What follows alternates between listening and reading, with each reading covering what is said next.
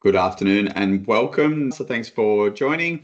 For those people that are watching live, so great to have everyone here. For those that don't know me, I put a second picture. I wear white shirts the vast majority of the time, hence the two images. But my name's Dean Holmes. I'm one of the founders of Absolute Wealth Advisors and passionate about keeping our clients safe online and making sure that they're not falling into the traps, unfortunately, that some people out there are setting for us in and around our cybersecurity. Whilst I'm a former financial advisor, you can see me in these type of contexts, but definitely if you've got any questions as we go through or afterwards, let me or your direct advisor know that you've got some questions.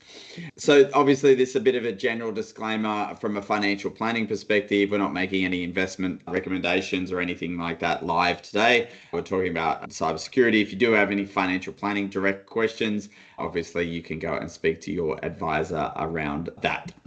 So I've got a couple of things, content to go through, and then also just sharing a couple of lessons and examples of what we can do in relation to our situations today.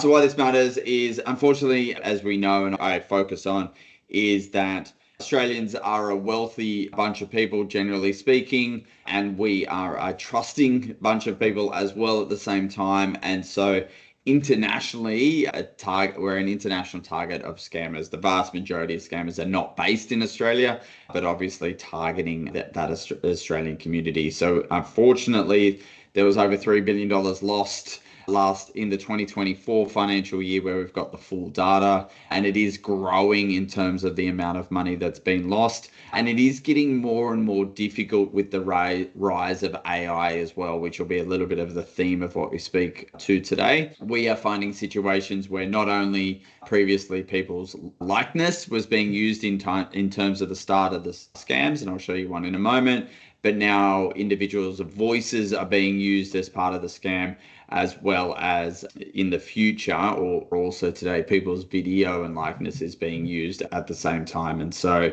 the rise of AI is just helping, unfortunately, the fraudsters as well, whilst it may also help the heroes in the AI world. It's also being used by the fraudsters as well. So we need to be careful on both fronts as well. But definitely the evolution of fake websites and ATO and MyGov and the like is ever increasing through this process. I will show you the example of Andrew Forrest, who's the CEO founder of Fortescue. He's actually taking Facebook to court for defamation and also using his face as the scam, or the front end of the scam. If anyone had known this, there was Facebook ads on Facebook with Andrew Forrest as the image that was being used, talking about don't miss this one-time investment opportunity and earn over $38,000 a month. And that was the hook or the bait. And unfortunately, this is a few years old now. They were using his face as the front end of that. And so he's taking them to court in the US, which will be an interesting case. But once again, it's just that reminder visually that just because you see someone's face online, it does not necessarily mean that they're actually supportive of that. And he spent a lot of money trying to bring those ads down, and Andrew's actually spending a lot of money to continue that particular fight. But now it's getting more difficult because, as I said, we're using voice and video are starting to come in as part of the scam process as well. So just a reminder in terms of what we will never do versus what we do in terms of working with Absolute Wealth Advisors. We never ask for your password. We're not asking you ever to transfer money into our personal accounts. We're never going to pressure you to act urgently in and around transferring money. There may be deadlines, and we'll make you aware of those deadlines for particular things. But we always want you to be cautious when anyone is asking you to act urgently in and around your money. We're never going to ask for gift cards in any way for payments. And we're not going to contact you from personal email addresses. And so that's really important as we start to keep our eye out for who is communicating with us, what those particular email addresses are. And I'll show you the example of that in the next slide. We use multi-factor authentication, and we will do so when you access different portals. You'll find that that's turned on in terms of getting a text message or a code from your phone. We always make sure we're trying to seek 2 confirmations for transactions. So if you're emailing us to ask to transfer money, we are also going to be calling you to speak to you or text messaging you off a different system in order to confirm that. We want you to make sure that we're calling you from a known phone number as well, which is the phone number on our website or your advisor's mobile phone. We give you that time and space to make sure you're comfortable and make sure that we're supporting you if you are subject to any particular scams as well as part of this, our service as well. The fake email one is we need to be really careful of, and this is just the example because the ATO does not send these emails. However, they're somewhat appealing, which is everyone loves to get a tax refund from doing their taxes. And so a couple of things that we always point out here is just obviously the error, first and foremost, in the email address. So we need to be thinking about, okay, we've got this particular email address being gov.au. We know that all of our federally funded providers are all .gov. This particular email address is ato-gov.com.au.net. And if that particular email address worked, what we would find is that's actually not a real email address. So we need to be cautious around that most definitely. And then there's some spelling mistakes and the like as well, which we need to be aware of. Funnily enough, maybe with AI, we will find that the number of spelling mistakes actually reduces. But as a result of that, it's these tips and tricks in terms of spotting these particular emails that we want to be aware of over time. So that's one of the ones in terms of just the fake emails through that process. What we want to do on top of that, there's a couple of things in terms of the fake emails that we need to be aware of over time. So what can you do in order to continue to do this activity of protecting your identity online is we want to make sure that we're using some type of manager to manage our passwords.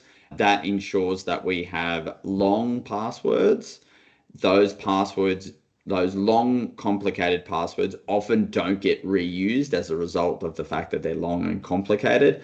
And that means that if one of your systems is compromised, it doesn't mean that all of your systems can be compromised. If you use the same password across multiple services, what may happen through that process is that the criminal gets access to your email address and one of your passwords, and then that criminal will try that email address and password combination across a variety of additional products. And the criminals are quite good at guessing what all of the products that we might use. So that means they can log into Netflix, they'll log into your email, they might try to log into your banking providers, they might try to log into your super fund provider, etc., using that same email address and password combination. If they're all different, it means you're protected at that time. Multi-factor authentication is something that's really important. Most providers are starting to implement this if they haven't already, and the providers are also making sure that they're turning it on by default. So if you ever see a pop-up after you've logged into your investment accounts or banking accounts whereby you can opt in to multi-factor authentication or turn it on, we highly recommend that you do. That ensures that you have 3 ways or 3 pieces of information before you can log into the provider: your username and email address, and that third separate text message code or code on your authenticated device, be it like Google Authenticator or something like that, to have that code. And as it says there, the multi-factor authentication blocks the vast majority of the automated bulk activity that might come from these particular hackers. In terms of breach monitoring, you can check your details at different points in time on the dark web as well. I've got an example that I'll show you through this process of what it actually looks like when you are targeting or checking yourself on the dark web. And so I will show you this in a moment. I'll just share my screen again, sorry. Okay, and what we've got here is this particular website, Have I Been Pawned? And so this is a website that's been around for many years. It is something that we can trust as an independent party to put your email address into. There is obviously scam versions of this as well, but we put our email address into the system to work out as to whether our data or email address has been subject to any breaches. And so this is one of my personal email addresses that I've had for probably 15 years. and it only has junk email now, given how long that I have had it.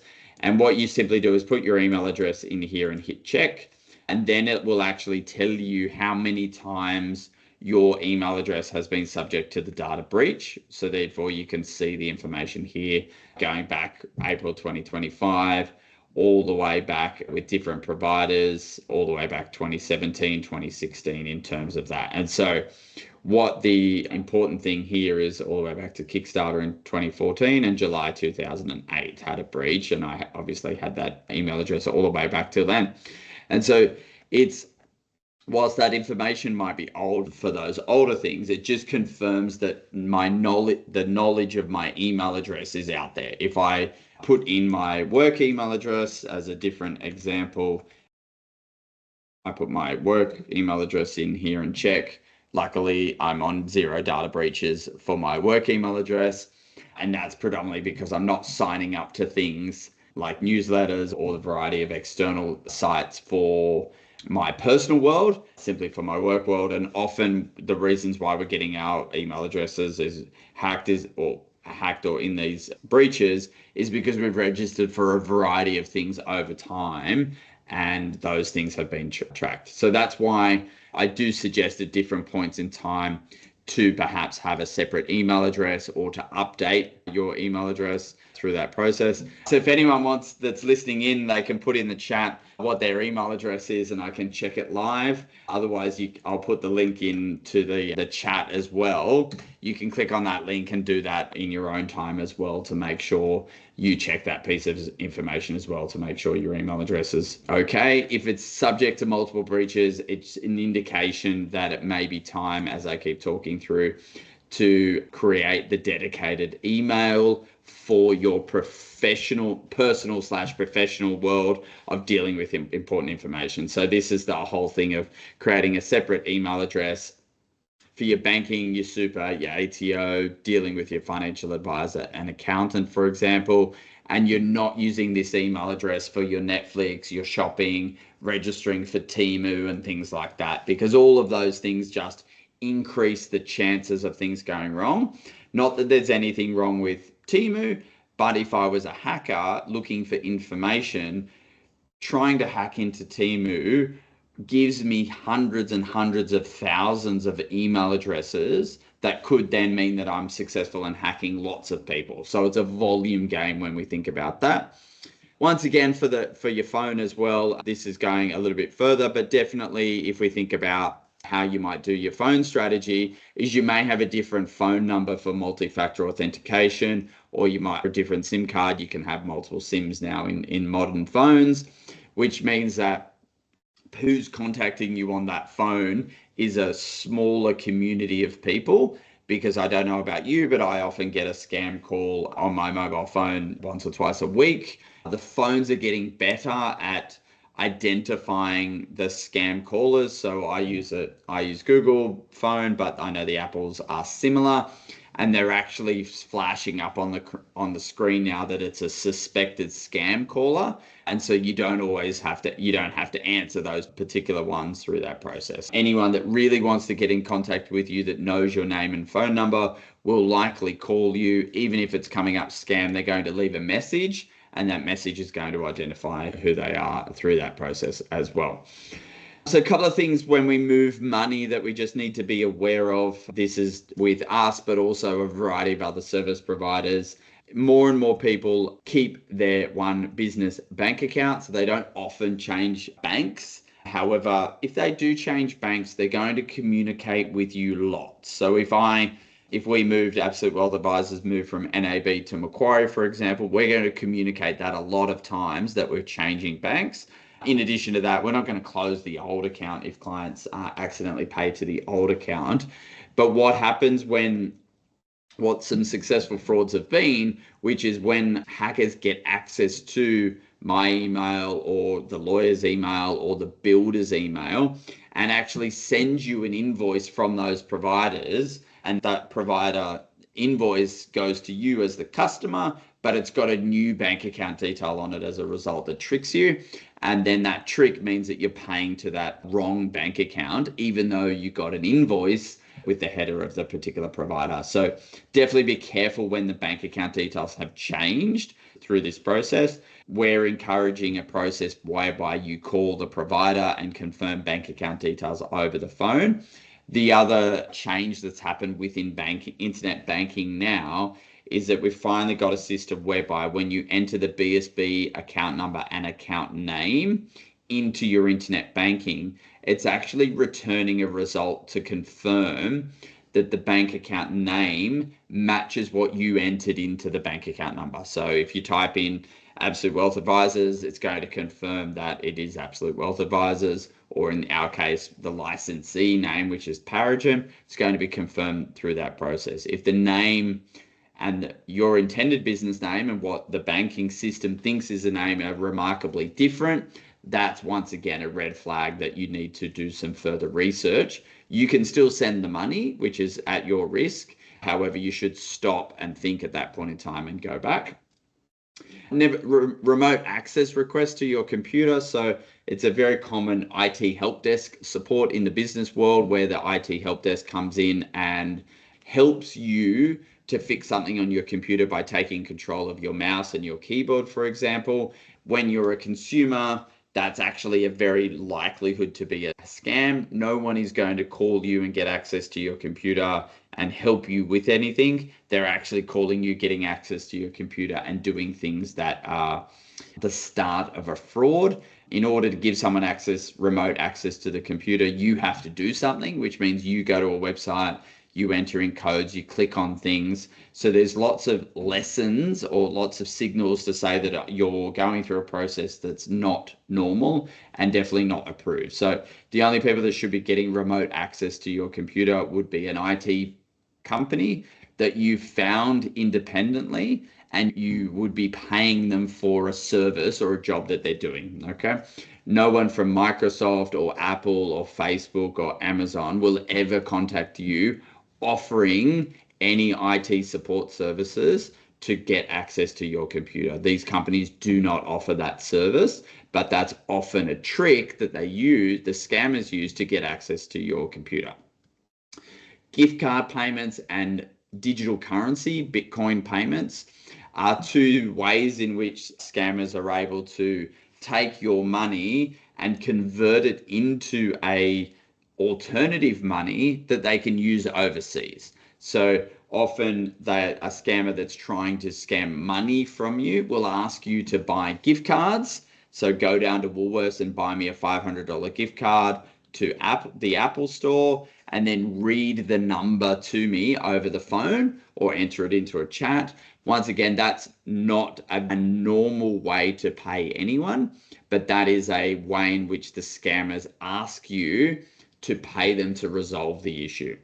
In addition to that, the putting money, transferring currency into Bitcoin and sending that to a particular Bitcoin wallet, that's complicated in itself. However, it's definitely not a way in which a legitimate Australian-based business would ask for payment. So both of those should be very large red flags in terms of the activity. And finally, as I've hinted at, the scammers create urgency and or secrecy. So the urgency is that this needs to be done today, or that your accounts are going to be compromised, shut down, etc.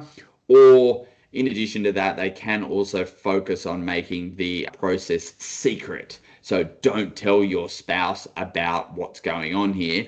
I'll help you get it solved, is often a second strategy that they employ to make sure that that the victim is not checking with a friend.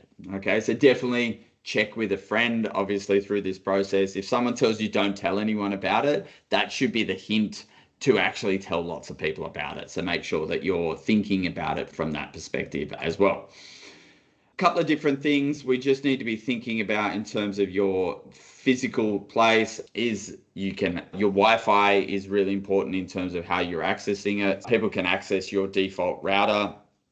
Annoyingly, Telstra, as the example here, when you sign up to the Telstra internet plan and you get a router posted to your house, they have a username and password of the router. They stick it as a sticker on the back of the computer, on the back of the router, which allows you to access the router. Then they give you a magnet to stick on your fridge with your Wi-Fi password. Once again, that all of those things are done for your convenience. However, it also has the impact of people can get access to your passwords without you being aware that you're giving access. And once again, it's a good idea to change the default password. The default password for most internet routers and Wi-Fi is admin1 or something like that. And so therefore we definitely need to do that. Installing protection is something to consider. I'm working to have a solution for our clients whereby we can have an antivirus and other solution available to clients that want to pay for that service. Getting to the point where I've been trialing it on my phone, for example, and it does offer different elements of protection, scanning of Wi-Fi's, creating a private network, and being aware of text message scams that are coming into your phone. And so that's something that we're working on as well. Keep your devices updated. So when your Apple or Windows machine says that you need to update your software, your operating system, definitely continue to do that. For those of us that may have old Windows computers, so Windows 10 is actually coming to the end of its life, and there is a requirement to update to Windows 11 in order to continue to have the most up-to-date protection. Unfortunately, as computers have got very cheap, the cost of buying Windows 11 versus the cost of buying a new laptop are actually pretty close together. So Windows might cost you $400 for Windows 11, and you can actually buy a new laptop that has Windows 11 for about $800. Everyone can decide what they need to do, but it might be time to update the physical computer at the same time as updating to Windows 11. And finally, back up your data, whether that's a physical backup in terms of putting things onto an external hard drive or the like, or making sure that you're backing up your data to the cloud. Everyone on the call either has an Apple iPhone or a Google phone pretty well. All of those things have photos on them. And so predominantly what most people care about is they're making sure that their photos are backed up. So I would encourage you, although this is not about getting hacked, make sure your photos are getting backed up to the cloud. The best and easiest way to do that is log into in your browser. You're either logging into Apple Photos or Google Photos and checking if your photos are online, not on your phone. And so whilst it's got nothing to do with getting scammed, most people are most disappointed that they didn't back up their photos on their phone. So make sure you do that. Obviously, with the two top tier providers, they're offering to charge you for that service. So everything comes at a cost, but you're getting that peace of mind through that process as well. So the response plan that we spoke about last time is still really important in terms of, if you know that you've been subject to this, you need to pause and stop immediately, or as I say, freeze. If you think your computer has been compromised in any particular way, you need to take it off the internet as quickly as possible. So if you've got a laptop or something like that, you're turning off Wi-Fi so that the computer can no longer be accessed. If you've got a physical thing, you might pull that blue cord out of the back of the computer or walk over to your router and just turn off the PowerPoint. Okay, make a permanent stop in terms of connection to the internet. That is really important to stop anything that's happened. If you're on a phone call, you just end the phone call at the point at which you realize that this is not going to plan.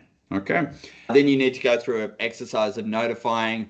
You're notifying the banks if it's related to that. You're notifying us so we can help you through that process. You're notifying your children for the clients that are a little bit older that are on our call. I know that I've told mum and dad I've watched this and that type and my training. However, at the same time, you need to chat to someone to check in. And so if you've got kids, call them and let them know. They're obviously going to be maybe in their 30s and 40s and can provide some assistance. Otherwise, call our team as well and make sure that we're knowing what's going on there. And the recovery process is that process, depending on how bad the situation is in around changing and resetting passwords, updating your email address at that point in time, and then setting up a new multi-factor authentication so that we know that we're protected on the next iteration going out from there. So once again, the safeguards, we want to be available to contact, so you can call our office at any point in time if anything's going amiss in terms of your financial situation that you're not sure as to whether it's legitimate or it's a scam. Please share that with us. It not only lets us learn, it lets us help you and also help more clients going forward. Our safeguards are always around checking in terms of the transactions with you in multiple perspectives. We make sure that our staff are trained on an ongoing basis, and we've got regular security audits that happen from our licensee down to make sure that we are always focused on maintaining the best processes and the best protection offered through this process as well, because unfortunately, we may be a target as well as we collect and have information on you. So we need to make sure we're at the front of that process as well with clients. So turn on MFA, install the password manager, and set up those breach alerts or those things that we think are really useful. And check your email address in terms of that, have I been pawned, which I put into the chat. And I'm working on and will communicate within the next month around what service provider that we might suggest that you install as an app on your phone and things like that in terms of helping you continue that process of checking the breaches. Thank you for everyone for attending. I really appreciate everyone attending live as well as those people watching on YouTube as well later on. Thank you very much for taking the time to learn a little bit more and therefore protect ourselves online as well. I appreciate your time and have a great rest of the afternoon. Cheers.